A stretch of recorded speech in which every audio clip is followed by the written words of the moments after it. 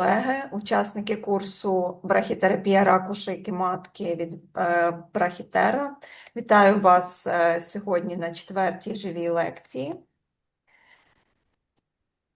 Нагадую вам вимоги для успішного завершення цього курсу. Вам потрібно пройти 100% асинхронних лекцій на платформі Брахітера, відвідати щонайменше 80% живих лекцій і також скласти підсумковий тест із результатом не нижче 80%. Надіюся, що не варто нагадувати, як доєднатися до платформи Брахітера і наших лекцій, які там знаходяться. Думаю, що всі вже знають, але для нагадування є такий слайд. В вашій пошті був лист з посиланням на сайт. Так, тут ми бачимо прогрес нашого навчання. Дуже мало відсотків змінилося з попереднього разу. На жаль, це лише кілька відсотків, а вже пройшло половина нашого курсу. Залишилося трошки більше як 2 місяці, тому заохочую всіх проходити цей курс, бо це є унікальна можливість отримати такі необхідні знання по брахітерапії раку шийки матки. Так, і сьогодні в нас буде презентація по клінічному кейсу брахітерапії під контролем зображення від голови відділення медичних фізиків Київської міської клінічної онкологічної лікарні Олега Овсієнка. Так, запрошую вас до мікрофону. Я зупиняю Thank you very лист. much. Так. Share my screen. Can you see my screen? Yes, we can see it's okay. You can Good. start. First, good evening, everyone. I want to thank all the organizations for the opportunity to speak on such an important topic, because I hope that in the near future 3D brachytherapy will become a standard method in every oncology hospital.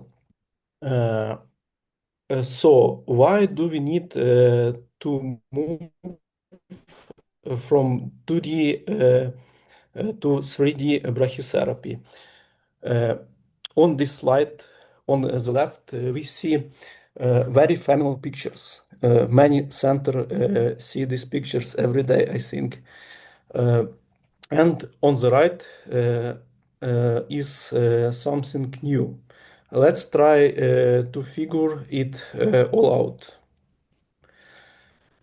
What are the disadvantages of 2D? First, lack of information. From 2D X-ray imaging, no contrast of soft tissue. You see uncertainty geometry of both target normal tissue. You see on this imaging. Second, can't see the target unique radiation dosage. Same dose for all patients, whatever size, shape of tumor. Underdose for more advanced stage Buckley tumors. You can see of my picture. Third, definitely, third is definite point dose for normal tissue. Dose may not representative. The dose to point may not correlate to normal tissue and complicated very well. What additional information does the transition to 3D give us that we need to work with it? Let's take a look. We can see and outline the target and normal tissue. We can precisely verify and reconstruct applicator position, detect uterine perforation. We actually optimize dose, more dose to target and less dose to normal tissue. And treatment becomes adaptive to patient anatomy. Here we can the recommended MRI and CT protocols for scanning patient prior treatment planning. I emphasize there are just recommended. You can write your own protocol. Let's start to see MRI. What do you need? It's a scanner, 1.5 Tesla, T2W FSI sequencings, vaginal jelly, and para images. CT is the most common image method. I think now many clinic in Ukraine use this method, but we use this method from 2022 years. Of, uh, about protocol.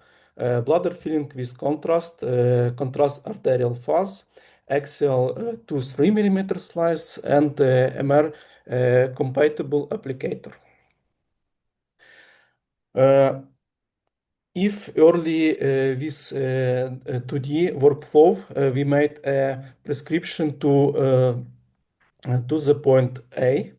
Now, Jack Astro and ICRU have proposed a new concept where we have a target on which the dose in volume is estimated.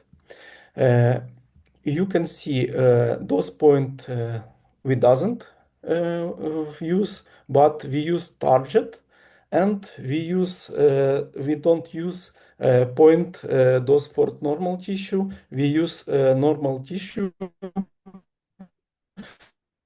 the same as external beam radiotherapy, where we can see bladder, small bowel, sigmoid, rectum. And we start first question. Do you want to read the question, Oleg? Okay. Why do we move from 2D to 3D? Lack of information. B, we can deliver 3D fast. C, defined point dose for normal tissue may not be representative. D, can see target. E, ACD. What is the right question? What is the right answer? Okay, we'll wait until approximately 80% of you answer. So thank you for answering. Almost there. Waiting for a few more answers.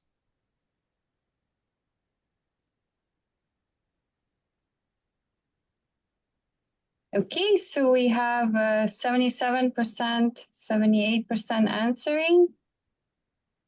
Ending the poll and sharing the results. So majority of you, 73%, answered E, ACD. Oleg, would you mind commenting? It's the right answer. It's the right answer. I'm happy.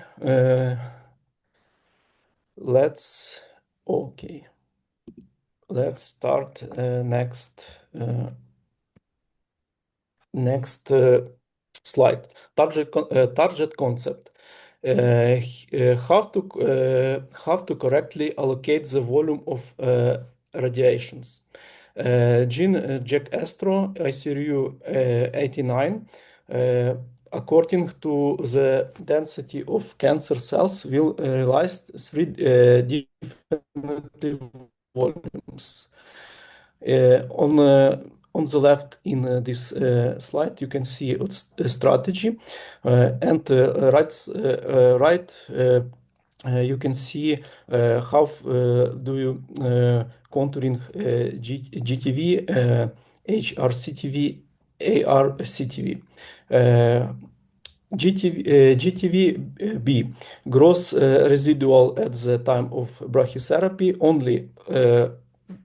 only visualizate on MRI. If you don't have MRI, you can not you cannot contouring GTV. Usually central to receive highest dose. What is HRCTV? This is GTV plus entire cervix, includes gray zones, best visualized on MRI, possible on CT. Regions of residual pathology disease to receive high dose. And AR-CTV, this is HR-CTV's margin 5 or 5 to 15 millimeters, must include GTV, requires imaging at diagnosis, a region of potential microscopic disease to receive intermediate dose. What is concept of organ at risk? As I said before, now you need to outline the organ at risk and not put dots. So what we need to allocate this organ at risk? The following organs are contoured from at least 2 centimeter below the AR CTV to 2 centimeter above the uterus bladder of the bladder wall, including the bladder neck, rectum, of the rectal wall from the anal sphincter to the translation into the sigmoid. Sigmoid outer sigmoid wall from the retrosigmoid rectosigmoid flexure to at least 2 centimeter above the parametria and the uterus. And bowel loops of the contours of loops position with 3-4 centimeter to the uterus and applicator. This is a link for more right. You can if you need, you can looking for this article, and you can more about this contouring. Okay, let's start to our case of IGBT. Today, I want to see no difficult case. This is a female 56-year-old. Diagnosis is CA coli uteri stage 2B.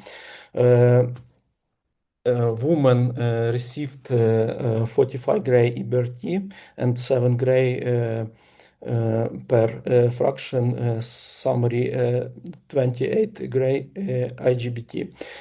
We use Iridium 192 variant afterloader gamma met. For this case, we use Manchester type applicator. I want to talk. We use Manchester applicator for our all patient with cervical cancer. We don't use Fletcher applicator, and Geneva and Venezia, we don't have this applicator now. And visualization, Siemens CT visualization. Please pay attention to the treatment regimen. The woman received 25 fraction of 1.8 gray. Then for fraction of brachytherapy, we carried out of 7 gray twice a week. What is important? You need to complete all treatment in 50 days. On the slide, this is highlighted in red. You can see this. Okay, how does treatment process works? Here we can see the typical workflow for one treatment fraction in my center. Type of applicator, Manchester applicator, I said before. The average endostat, we say endostat, one piece of applicator. I don't know it's right, but we said it is. The average endostat is selected according to anatomy of the woman. It is insert into the vagina and tamponade. The woman is on special table, which is then moved to catheter simulation room. The woman transferred from table to CT from special table to CT table and scanned А according зачем? what? Сыночек, там Ah, такое... okay. The woman is transferred from a special table to the CT table and scanned according to our local protocol. After scanning, the position of the applicator is checked. If the radiation oncologist and the medical physicist are satisfied that everything. The CT scans are sent to treatment planning system where we contouring and treatment plan are prepared. Next, uh, when we treatment plan we do and check our clinical goals. We send this plan to afterloader. Now, this time, woman is waiting on treatment room when we start procedure. After procedure, our applicator removed from vagina and patient is free. Now let's look at some of steps in more details. Contouring. For our case, we contour HRCTV, ARCTV, bladder HDR, rectum HDR, colon sigmoid, and back bowel. I took a few screenshots so you could see how it looks step by step. This slide, uh, and we can final result. You can see back bowel, rectum, HRCTV, ARCTV, and colon sigmoid. Sorry. Oops. You can see my screen or not? Yes, we can see. Okay, sorry. Uh, Next, planning. You need to determine the correct position of our applicator. Fortunately, modern system have a library of applicators. You can see this is library for applicators. This is applicators what use I for my plans. Uh, uh, I like to start with the central endostat. You can see this. I find out the right corresponding position using rotation and determination. This central endostat.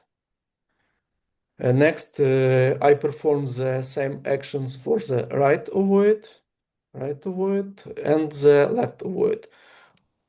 On this screen, left right ovoid, left ovoid. On this screen, you can see the final result. This is reconstruct our applicator Manchester tire. Next. For planning, I use TG43 algorithms. I will not dwell on this in great detail. I will just show that there is an optimizer. This is optimizer, and you select the parameter of achieve clinical goals. On this screenshot, we see an optimized dose. This is optimized dose on the target, and there is a dose overtake for both target. You can see 7.47, 6.07, and for both target and organ at risk. After the correction, you can see the final result for planning to target. You can see target received all the required dose. The bladder and rectum also pass, and the rectosigmoid does not pass. Thought P2. What does it mean? P1, P2. P1 is very important, and P2 is important. The bowel is doesn't pass. You can see here bowel is contoured a bit incorrectly. Because actually you need to outline the bowel loops. Okay, let's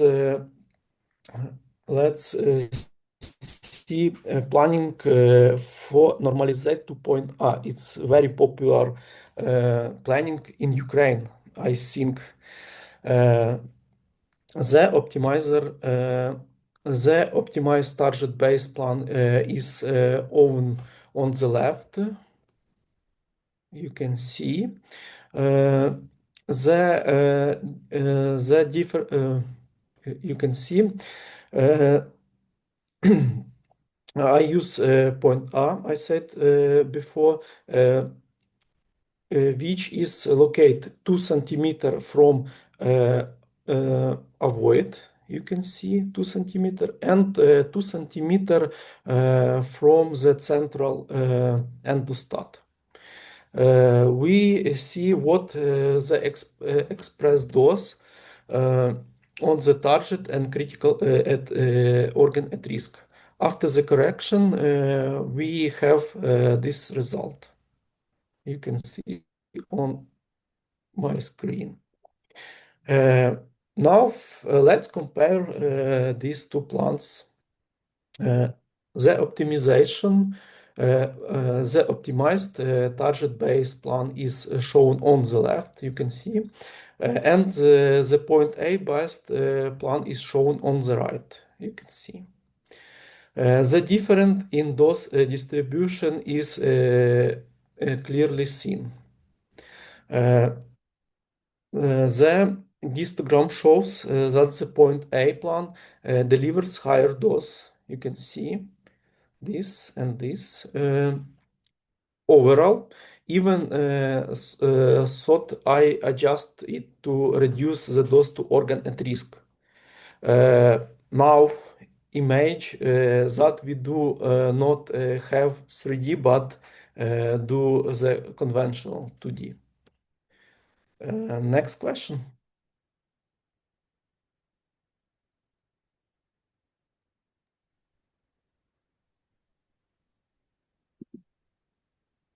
Okay.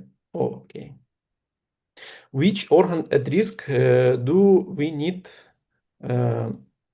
A. Rectum, B. Bladder, C. Sigmoid colon, D. Bowel loops, and E. All. F. A. B. What is answer is correct?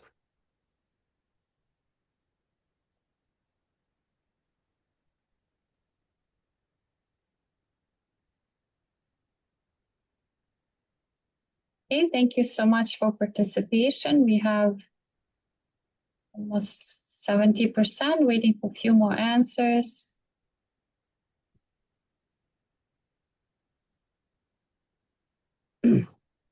Excellent. Thank you for answering the question, amending the poll, and sharing the results. So majority of you, 62%, answered all. Oh, so good. It's the right answer. Thank you very much.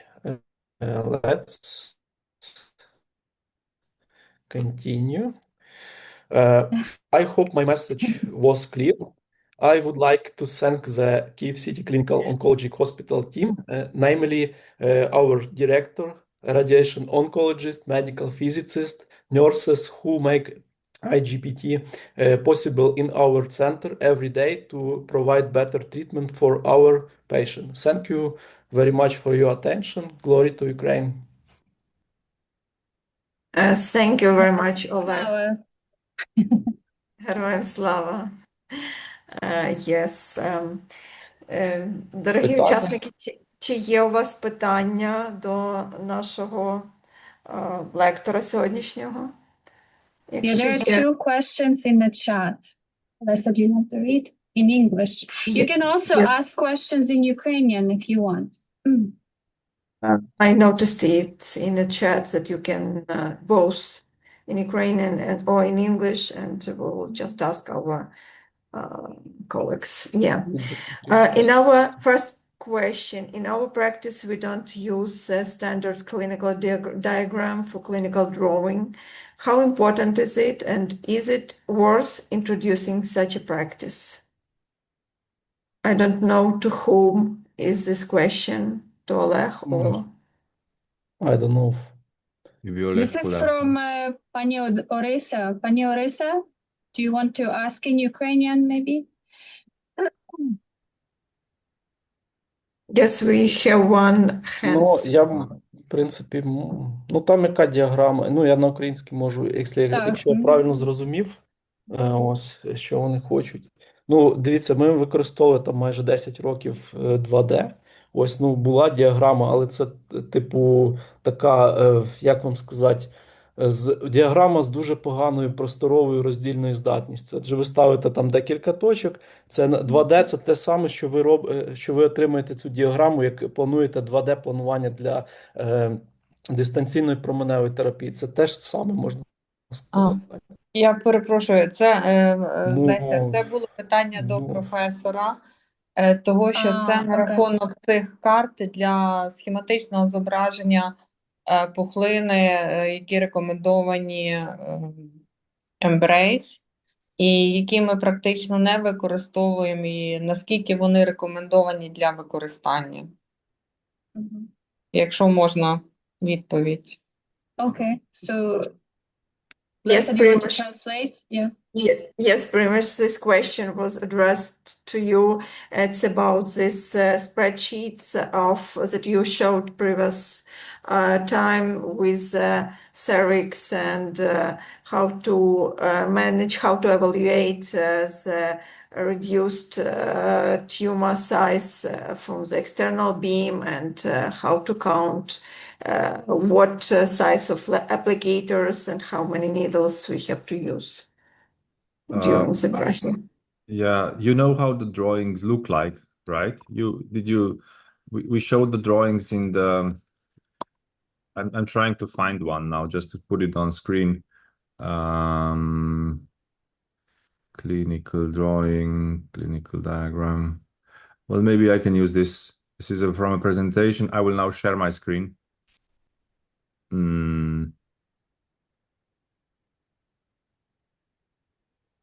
You see my screen? Yes, we can see. This is from a presentation by an Indian colleague that we used in our Brachytherapy course. Just to remind everyone what we are talking about. We are talking about these drawings, which are very useful. Why do we make these drawings? Because they are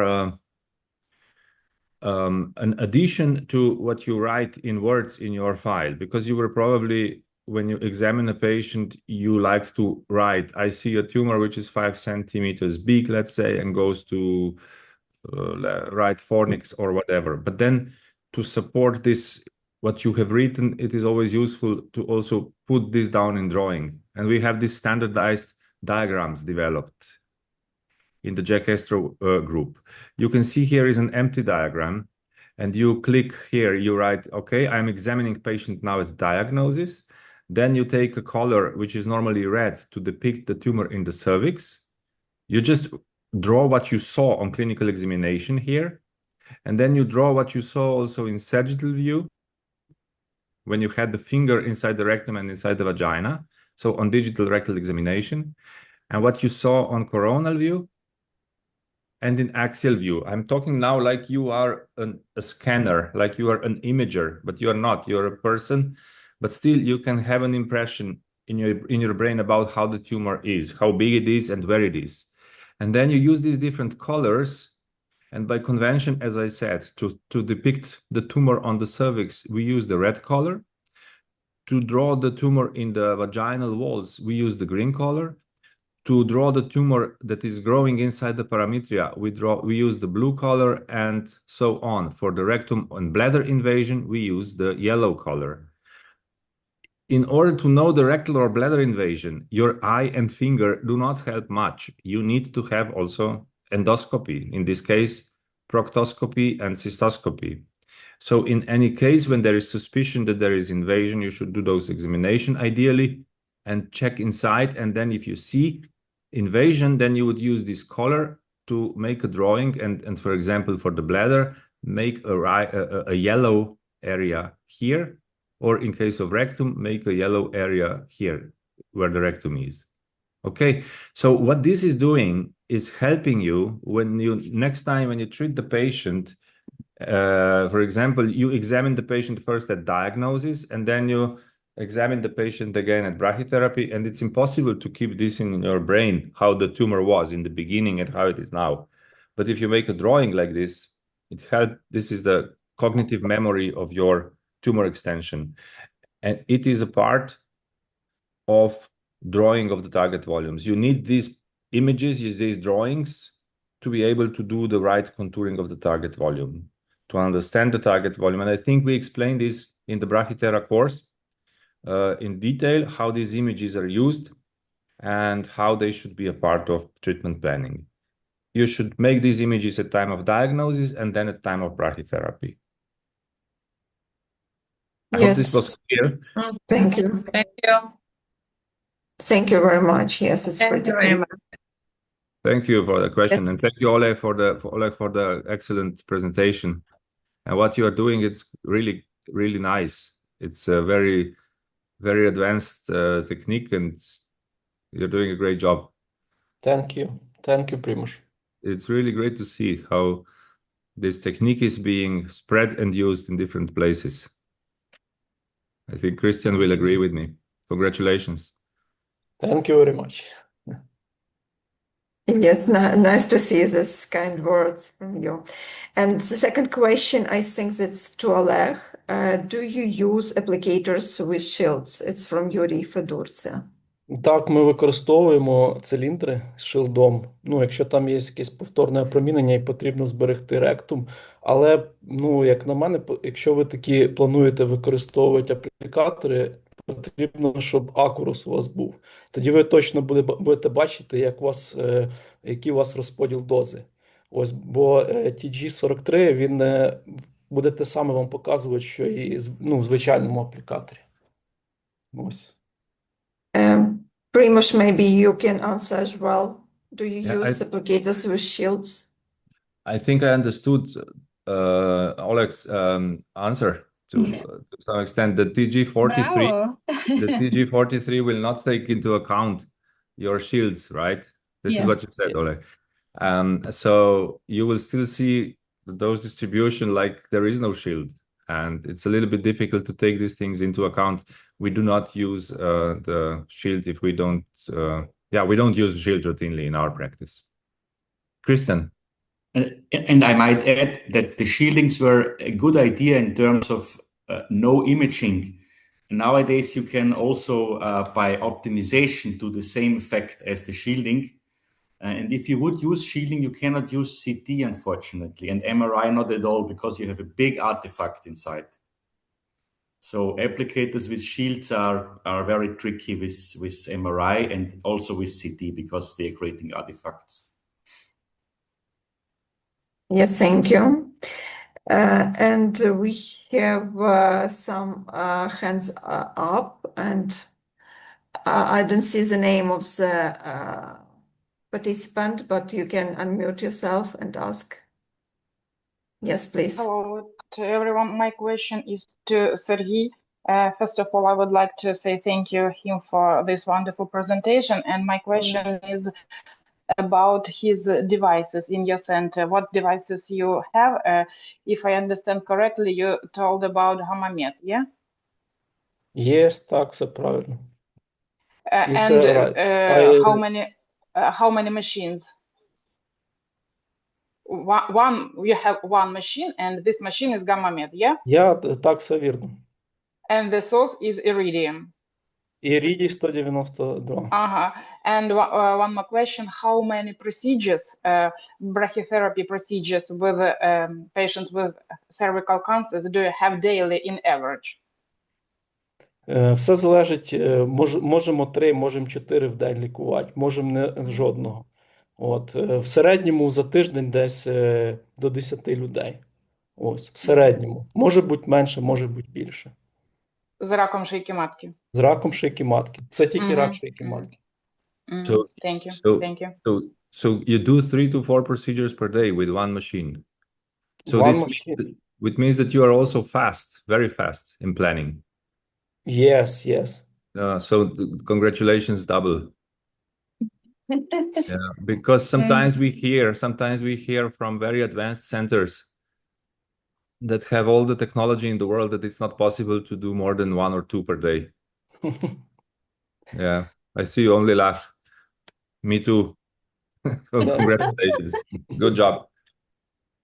Thank you. I'm impressed with Please. your Ukrainian skills, Primoz. You're quite impressive. These are Next Slavic. session we would Well, provide just in having Ukrainian. Ukrainian, I mean, we don't need in English. Looks like Primoz is very comfortable. These are Slavic skills, yes. I also understood 3 to 4. Oh, very good. Yeah. Something like Excellent, three Christian. chapter, something like this is 3 to 5. Very good. Excellent. You see, Kirisic Yes. also, this is a Croatian name, Kirisic. Yeah. So awesome, guys. Amazing. Yes. If I may, can I ask a question to Oleg? Oleg, amazing presentation. Good job. We're very proud of you.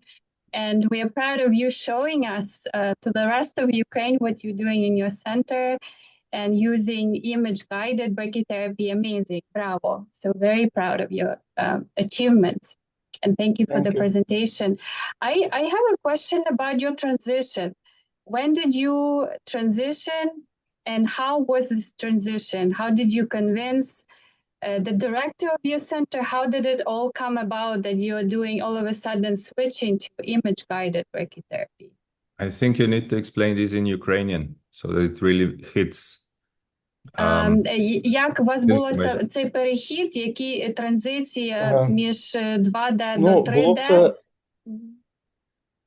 якби, як сказати, нас варіант трішки підштовхнув, можна так сказати. Ось, варіант підштовхнув, в нас просто закінчувалась ліцензія автолодера, і його треба було обновити. Ось, і ми, коли його обновляли, вирішили, що ми вже до 2D більш повертатися не будемо, і все. І так. Молодці. І вся історія почалась. Ось. Дивіться, ми маємо якби автолодер on the first level, but CT scanner in the second level. Так. Ось. І кожного пацієнта ми на ліфті піднімаємо, скануємо і опускаємо. Ну, тобто це не є якби перешкода, що кажуть, там в мене КТшка десь далеко, там ще ні. Ось, ну, як Прimož говорив, що він на МРТ возив через всю Любляну. Там, ось. Так. Тому все з цього і почалося. Ну так, спочатку було якби не так швидко все, потім всі навчилися і дуже швидко почали все робити. Ось тому ми можемо, ну, якби, стільки пацієнтів лікувати. І які рекомендації в тебе є для інших центрів, які хочуть переходити з 2D на 3D? Ну, саме перше, це переконати лікарів, що їм це потрібно. Ось. Це перше. По-друге, ну, завжди, щоб якийсь час був на КТ-томографі, бо у нас, допустимо, їх два. От, один для дистанційної, а один Ага, і для дистанційної, і для брахітерапії. Тому нам з цим трішки полегше. легше. Ось, да. От, наступне, що ну, якщо ви знаєте, що у вас буде багато пацієнтів із раком шийки матки, то краще там замовити відразу там 2 набори тих же або флетчерів, або Аплікаторів. манчестерів, або рінги, або ну, Женєва, щось із цього. От, ну, Женева дуже дорогий, це звичайно. От, і якби це там голки, все інше. Ну, він більше для таких уже запущених випадків, то можна, в принципі, один. От, лікарі, щоб навчилися, нормально тампонували, бо ви, якщо у вас нема спеціального стола, в нас його нема, то ми тампонуємо. Ну, лікарі дуже класно тампонують ці аплікатори. Вони просто їх береш і вони ну, нікуди не рухаються. Тому ми легко можемо жінку перемістити зі стола, на якому приїхали, на стіл КТшки.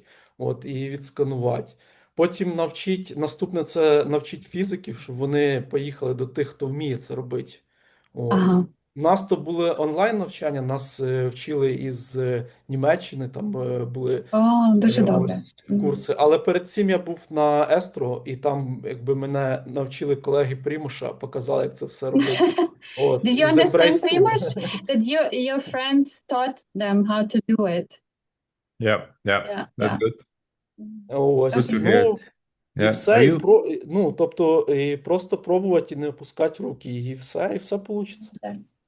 are you using the Дякую. CT for planning? Is your external beam CT simulator? I mean, the planning CT that you have, or is it We have two CT scanners, big bore for EBRT, and this scanner CT, Siemens scanner. We use a few patients for EBRT and brachytherapy.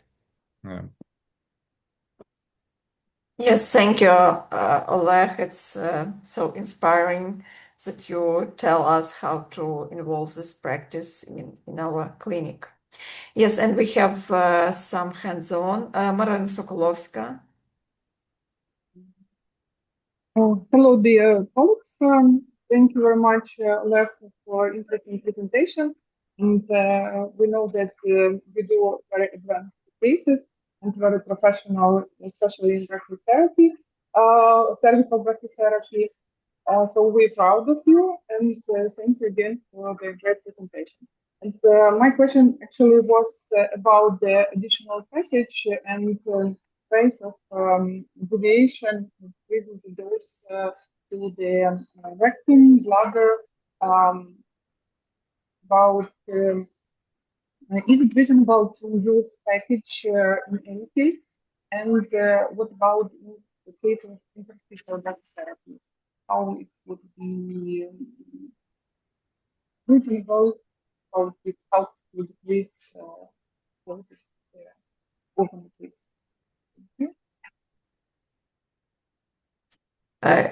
It was hard to hear clear the question. Maybe you can just once more ask your question. Okay.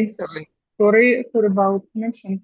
My question was about additional package and additional ways to decrease dose to the rectum, bladder, or other organ drift.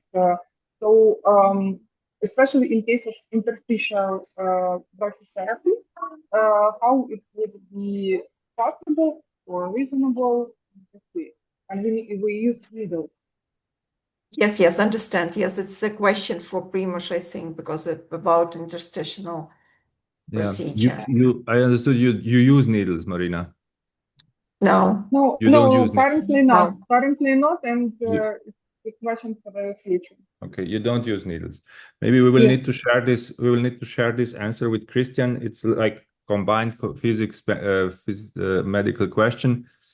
I might say that any maneuvers like vaginal packing and so it may have slight impact on dose distribution, but it will not be strong. It will not be dramatic. It will not change an unfavorable anatomy to a favorable anatomy. If you do, like, let's say you have a high rectal dose, then you do some sort of perfect packing, and then rectal dose is okay. It will not happen. Maybe there will be slight impact, but it will not have that critical impact that we used to think in the past. Nowadays, you need to, if you don't use needles, then your degrees of freedom to improve situation in some cases will be difficult. But this is where I would like to leave over to Christian.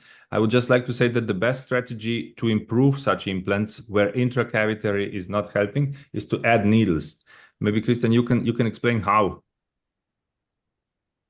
Yeah, as you said, when you have only intracavitary applicators, you can more or less only do a little bit more on the right, a little bit more on the left, and then overall larger and smaller. You cannot really do something asymmetric. That's very difficult. Of course, you can do something. I mean, it's already a good start to do it with CT and intracavitary only. But I think the needles making the big difference. It is like you have just one field, or you can have a lead shield with a more individualized dose distribution. Maybe another idea that I should mention is also to be careful about the organ filling. So if your rectum is, and bowel especially, if they are full of gas and content, then it may really be packed around the applicator and the uterus. So then you will have all around the structure. That's not going to be possible to optimize. There is no physics that can do that in a favorable way. So bowel preparation is extremely important to have patients with empty bowel. No bowel, no gas in rectum if possible. Yeah, no stool in the rectum. This will already push the anterior rectal wall back. The bladder filling is very important. Here, it's impossible to give advice what you should do, but you should just look at your individual patients and see if the bladder is very full. It may get more dose because of this, but full bladder may push the bowel away. So see which of those two organs is more of a problem, and then use either small bowel filling, bladder filling, or large bladder filling. You can adapt to this. Once you do a CT, you will see let's say a very small bladder, and the bowel will be close to the applicator, and the bowel will be getting a critical dose. Then maybe you can do the plan and everything, and then push more water into the bladder and treat. With this, you know that your bowel has been pushed away. That's one strategy. Or you could even push some water in the bladder first, repeat the CT, and do a proper plan on which you see now that the bowel is not anymore a problem. Bladder has become a little bit more of a problem, but there's always this compromise. You cannot satisfy both. But since you are doing more than one fraction, you could, for example, on one fraction, sacrifice a little bit more the bladder, and on second fraction, sacrifice the bowel a bit more. In this way, you will distribute this risk between different organs. Well, these are the tricks when you don't do needles. But when you are doing needles, this will really be helping a lot. And I hope that in the future, we can also get there together. I mean, we will have a Polish workshop in Poland in October, where we will have some of you observe and hopefully also try some of these procedures, and yeah, and then bring it home to your colleagues. Thank you. Thank you very much for Thank you. answering and for this amazing opportunity. Yes, Marina. May I have another question about when we have only CT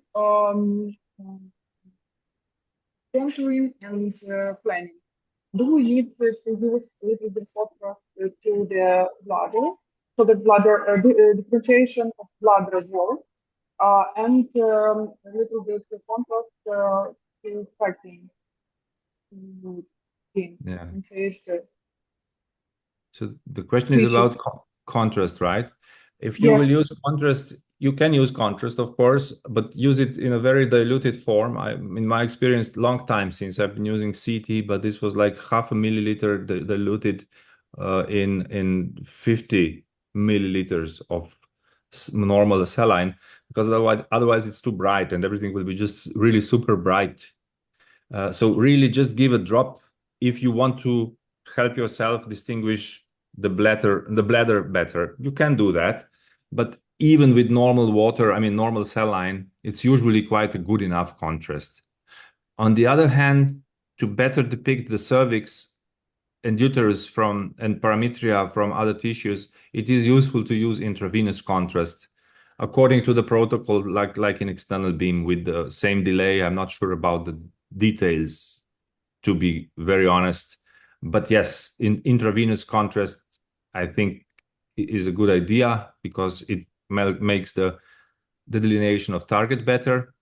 The contrast of the bladder, yes, it can be useful, especially in particular cases where you have some reason that you really need to see the bladder precisely, but just use it in a diluted form. And contrast to the packing, I wouldn't say it's necessary, but there might be, again, situations.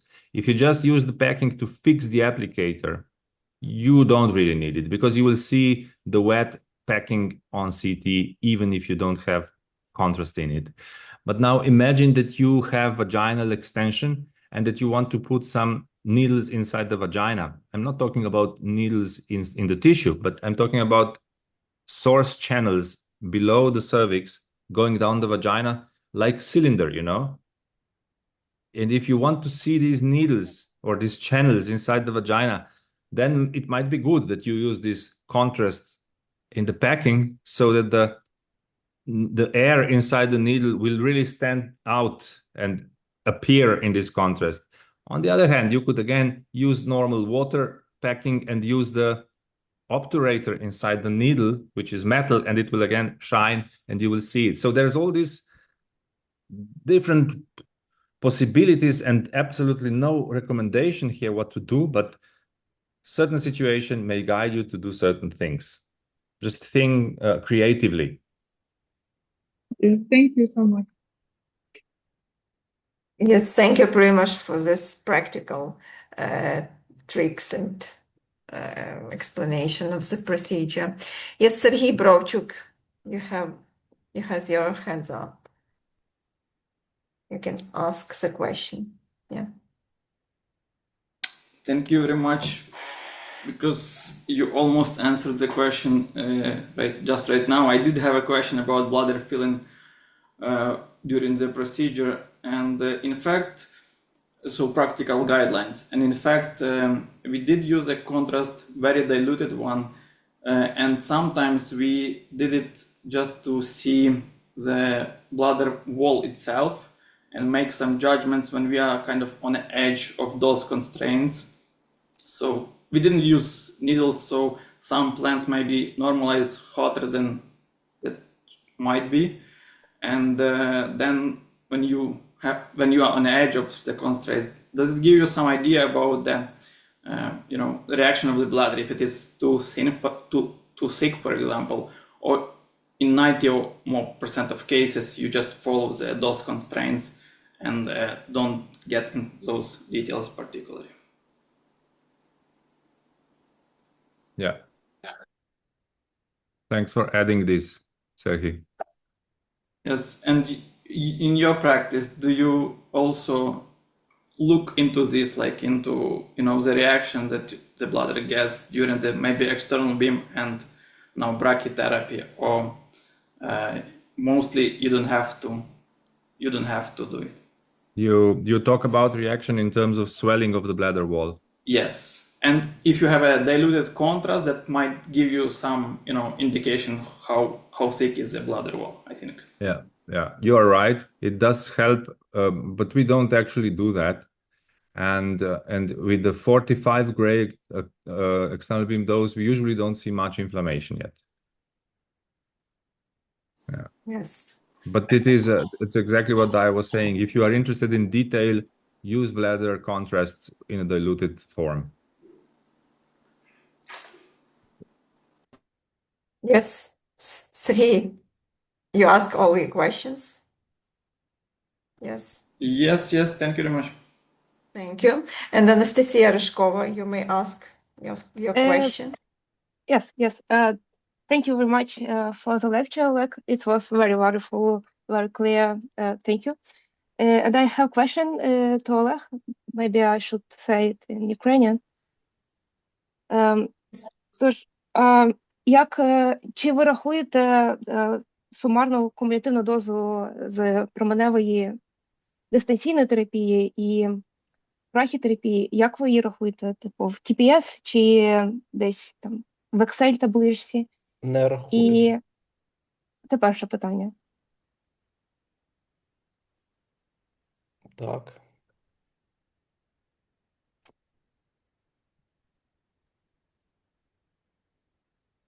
Анастасія, він відповів, не рахують. Але ви можете зробити собі Excel-таблички і Так. рахувати це. Ми, наприклад, в Стенфорді зробили скрипт для Eclipse, який витягує цю інформацію і додає автоматично. Тобто, я не знаю, чи ми можемо поділитися цим скриптом, треба запитати, але такі можливості є. Ми робимо трошки по-іншому. Ми дивимося, яка максимальна доза була там на bladder rectum. Вони найважливіші. Ось. І ну, ми просто не можемо угадати ці точки максимальної дози, бо вони якби завжди будуть при кожній укладці, при всьому вони завжди Звичайно, будуть інакше. різні. І це дуже важко сумувати це все. Ось. Тому ми дивимося і максимально знижуємо дозу, де це можна, на ректу і бладер. От, якщо ми дивимося, що в нас вже достатньо велика доза на CTV-шку або ось, то ми ще будемо знижувати, щоб менше була інтоксикація на органи ризику. Ось. Але ці таблички є, вони є на Embrace Tool, от, їх можна скачати, і можна це робити і додавати. Ну, тобто можна це робити. Ми цього не робимо, ми інший у нас підхід. Добре. А що таке може додати питання, чи ви робите follow-up of patients, чи ви слідкуєте за ними, щоб порівняти, наприклад, 2D планування, які результати, токсичність з 3D? Ми ні. Ні. Ми ж 2D взагалі не робимо. У нас просто Але раніше ви це робили. Чи мені цікаво просто, яка різниця? Раніше було, ну я не можу це відповісти на 100%, але як говорять лікарі, раніше реакцій було набагато більше. Не знаю, чи Окей. це що раніше у нас там не було не вімата, а було просто там Ага, бокси були. комбінація. Це зараз там вімат і IGBT, от це вже інша штука. Тому Звичайно. ну, не можна коректно це порівняти. Я розумію. Да. Добре, дякую. У мене ще друге питання. Так, будь ласка. Теоретично, от я ще не працювала як фізик в брахітерапії, але скоро буду. І якщо я, наприклад, розумію, що на останніх фракціях в мене вже перевищує дозу на критичні органи, і як мені зробити як фізик, і тут, мабуть, наші лікарі є, що треба зробити, щоб і покриття було нормальне, і я не перевищила дозу на критичні органи. Як ви Ну, дивіться, тут це якби індивідуальний підхід до кожного пацієнта. Все залежить від того, як ваші лікарі будуть вставляти аплікатори.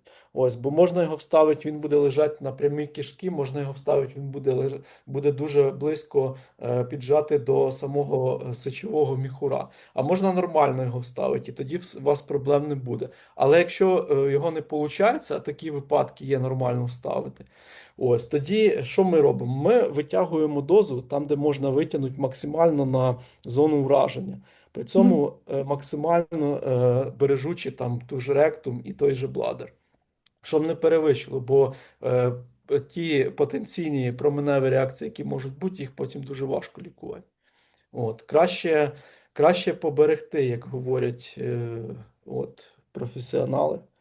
Тому моя рекомендація максимально, де можна зменшити на тумор, то зменшуйте, бо і так доза під 80-90 грей на тумор це вже дуже велика доза. От. дякую. Принаймні, ми так робимо, і якби, тобто все поки нормально. was. Maybe I will ask Primož or Christian this. I will translate this question.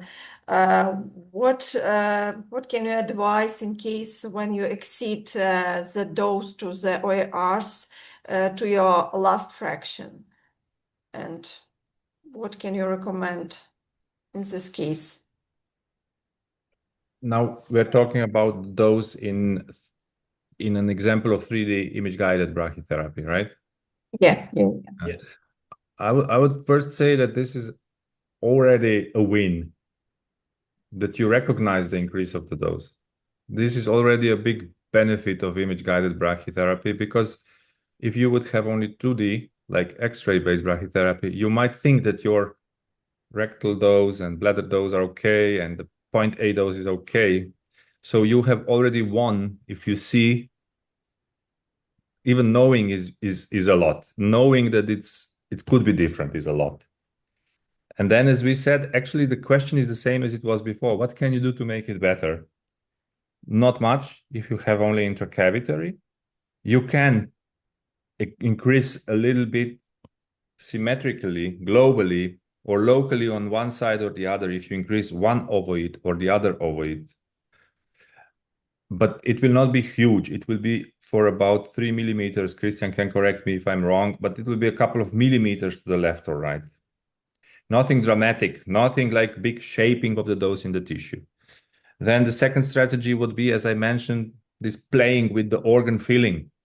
Optimize the organ filling. Sometimes your high dose to the organs in the last fraction is because the bowel is tired, there's a lot of inflammation, and there's a lot of gas inside. Try to have good bowel preparation. And this might reduce your dose. But then you are out of options. And then you have to acknowledge at some point, yeah, this is the best I can get. There is no physical world where this would be possible to improve more. But I still have to acknowledge this as a win because we see it now and I'm motivated to improve. And where you can improve is now the use of interstitial, of needles inside the tissue, which will, even in small tumors, help you shape the dose away from the target. Christian, do you want to add to this? Yeah, I think maybe Anastasia also wanted to know, because we have this fixed Embrace 2 protocol with all those constraints. And what we missed a little bit to explain is that there are some priorities. And of course, for instance, in Vienna, it's always the first priority is on the target. And then when you see that you have not achieved those constraints for organs, it also depends a little bit on how much. Let's say the planning aim for the rectum is 70, but you have really a very large tumor and it's not good responding, and you tried your best and you want to give 90 grade to the target. Then why not to exceed this a little bit and go to 75 or 76, 77? Of course, not much, but I think it depends a little bit. And of course, then I have to hand over to Primož again. And then, of course, it's a very patient-specific decision. What is the history of this specific patient? Is it a palliative case? Then I don't want to do all kind of things. If it's a curative case, then really why not exceeding a little bit the dose to the organs at risk? But first priority is on the target. Yeah. I always say when there is a lot of defensiveness or a lot of fear from side effects, that we are not in a business of preventing side effects. We're in a business of treating cancer. And of course, side effects are super important, very crucial. But a person, and Christian already mentioned this, that can help you, the person that can help you is the patient herself. In a case where you have a dilemma, should I give less to the target in order to avoid side effects, or more to the target and risk side effects? Go to the patient. Before you decide, you have two options. You tell to the patient, I have option A, where you get this scenario, higher chance of cure, more chance of side effects, or you have scenario B, where it's vice versa. They will know. They will tell you, no, for me, I have small children. For me, it's very important. Or some will say, no, I've lived long enough. I don't want to have diarrhea for the rest of my life. I'd rather die. So I'm willing to take a risk. And then always write in the document why you have decided to exceed the target, the organ at risk constraint. You could say, I had decided in this specific case to go with rectal dose up to 82 gray, which is more than our normal dose constraint. The reasons for this are that the tumor is big, poorly reacting to external beam, and the patient has agreed to increased risk of morbidity in order to achieve a higher risk of cure, higher chance of cure. So yeah, this shared decision making really plays an important role here. Yes, this is like a very personalized approach in Thank every you. stage. Yes, thank you. And we have some questions in the chat still. Primush, in Ukraine, we mostly rely on CT for brachytherapy planning because MRI with an applicator is rarely available. What are your practical tips or tricks for contouring the HR-CTV accurately on a CT scan without overestimating the volume? It's from Oleg Mikhailyak. Thank you for that very important question, and I'm glad you asked. It's a question that I'm not able to answer now because it is too long. The answer would last like 7 hours. And I think the answer is given in the course, in the Brachythera course. There's a whole module on CT contouring, because CT contouring really depends on the scenario in your clinic. Because some centers may have MRI diagnosis, but then no other MRI during the treatment. And then they do CT at time of brachytherapy. Those centers can use a lot of information from this MRI at diagnosis, and this will help them define the sizes of the target. Some centers may have CT at diagnosis and only CT at brachytherapy. These centers will have much more difficult job contouring. Both type of centers that I've mentioned should always include also the clinical findings into account, the drawings that I shown in the beginning. And when you take this drawing and combine it with CT, on CT you don't see much, but with the drawing you see quite a lot actually, especially in vagina, because vagina is examinable. You can examine vagina with your eye and finger, and you will see it better with your eye and finger than with the best MRI in the world, for example, or the fornix itself, or indurations in the parametria. This is where the finger really helps. So combine your clinical drawings with CT, and then in addition, some centers may be able to do ultrasound before the brachytherapy and during the brachytherapy, because ultrasound is firstly not expensive, and most centers do have some ultrasound, either in radiology or even in radiotherapy. If not, it can be bought for a price which is just a fraction of the price of a CT. And this ultrasound at time of brachytherapy improves the precision of contouring with CT dramatically. So you have all these possible scenarios, combinations of CT, ultrasound, and MRI, and you always need to take into account clinical drawings. So you have 4 elements when you're contouring on CT. People that have all the 4 elements will have most reliable contours. Now, how exactly to contour?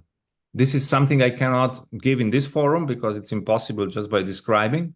But again, it is given in our presentations in Brachythera, and it is described in the recommendations for CT-based contouring. All these possible scenarios of having MRI, having CT, having combinations, having ultrasound, having no MRI and just CT, and how to contour when you have such a scenario, all this is given in these recommendations on CT-based contouring published by Umesh Mahanchetty a couple of years ago. And you will also find these instructions in the study which is coming up. That's the impact study.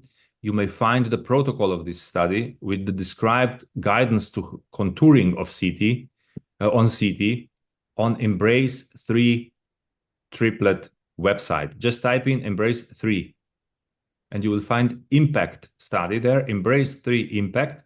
Look at the protocol and you will find there different scenarios, and you have to simply choose, we have approximately this setup.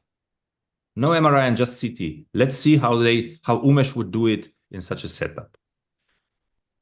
I hope this helps. Yes, it's very, very spread questions. Thank you for answering it. And we still have 2 more questions, but we exceed our time for 10 minutes. Primož, what do you prefer, to continue with these 2 more questions and postpone the last all of the last questions from another lecture to the next lecture?